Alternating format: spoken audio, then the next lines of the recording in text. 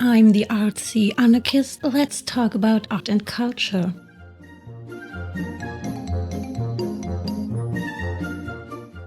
Well, if women really are equal to men, why have there never been any great women artists or composers or mathematicians or philosophers, or so few of the same?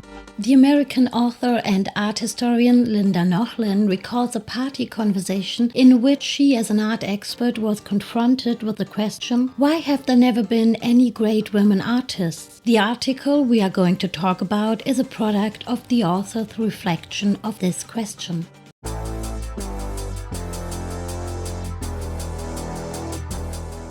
With part 1, we introduced the background and concepts of Nochlin's arguments. We outlined the problematic concept of genius based on mostly internal conditions and emphasized the importance of external conditions when it comes to the production of great art. With part 2, we get into Nochlin's argument that, at least to me, is still painfully relevant way beyond the world of art and art history.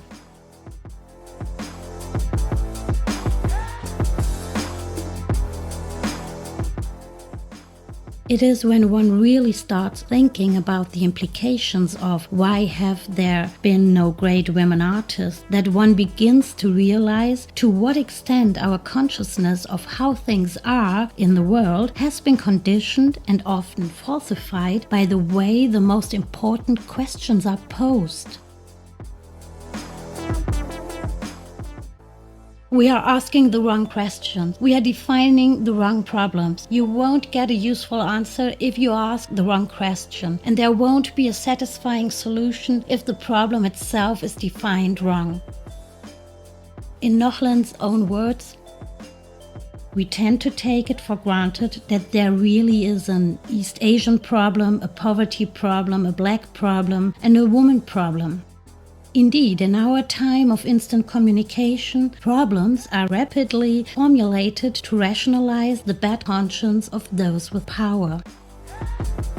A paradigm shift in the question and in the problem definition, that is the only adequate answer to the wrong question. If we try to answer the question, why have there been no great women artists, by naming exceptional women artists, we are missing the point. The so-called poverty problem might more directly be viewed as the wealth problem.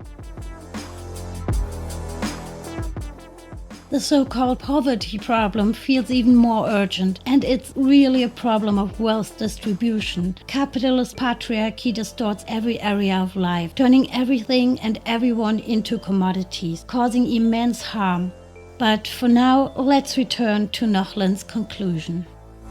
Thus, women and their situation in the arts, as in our realms of endeavor, are not a problem to be viewed through the eyes of the dominant male power elite.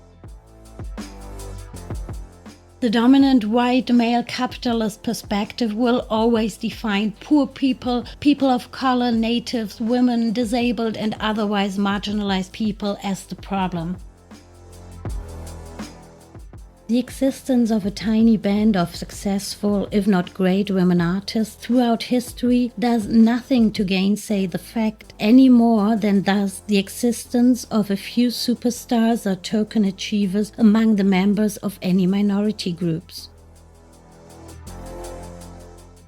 From an intersectional feminist perspective, the changes from Nochlin's situation in 1971 to ours in 2025 seem pretty superficial, more about the quantity than real quality, which is quite sobering. Media and politics are still mostly asking the wrong questions and framing the problems in the most harmful ways.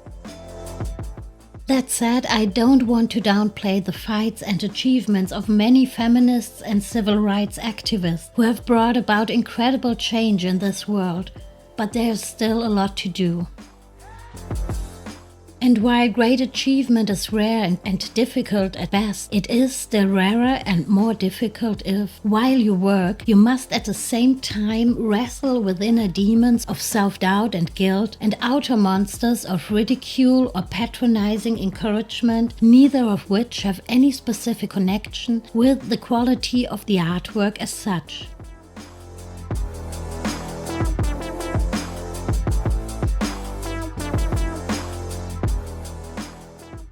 We have tried to deal with one of the perennial questions used to challenge women's demand for true rather than token equality by examining the whole erroneous intellectual substructure upon which the question, why have there been no great women artists, is based.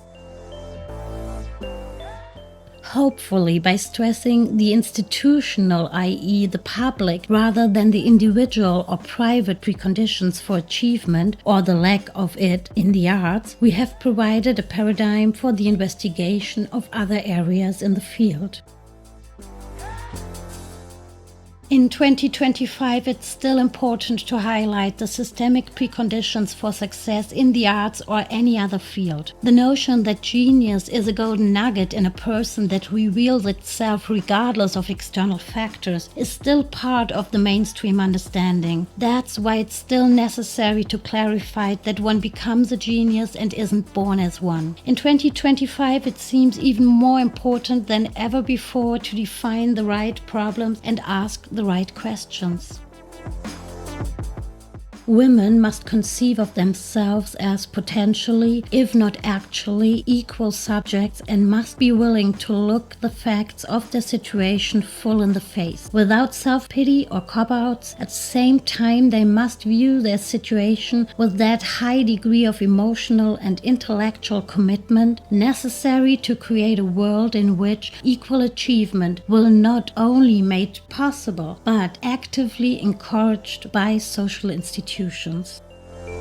This is a call to action for everyone. We must reclaim the discourse. We need to ask the right questions and define the right problems to get the still needed truly fair and sustainable systemic changes.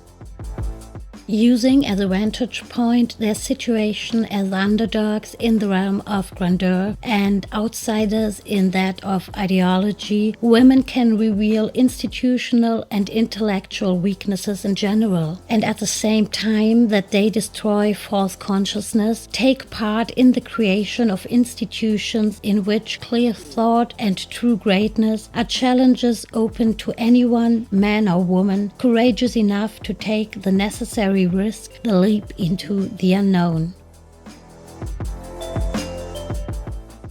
I'd like to redraft Nochlin's words a little bit to end this video with a direct address.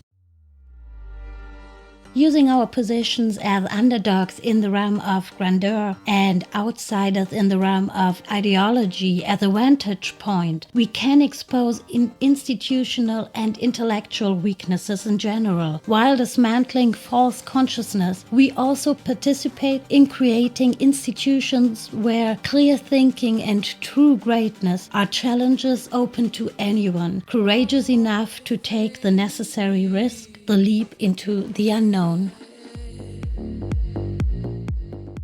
Thank you for watching. Like and subscribe if you enjoyed this content. Hope to see you back for my next video. Till then, be wild, fearless and untamed and ask the right questions.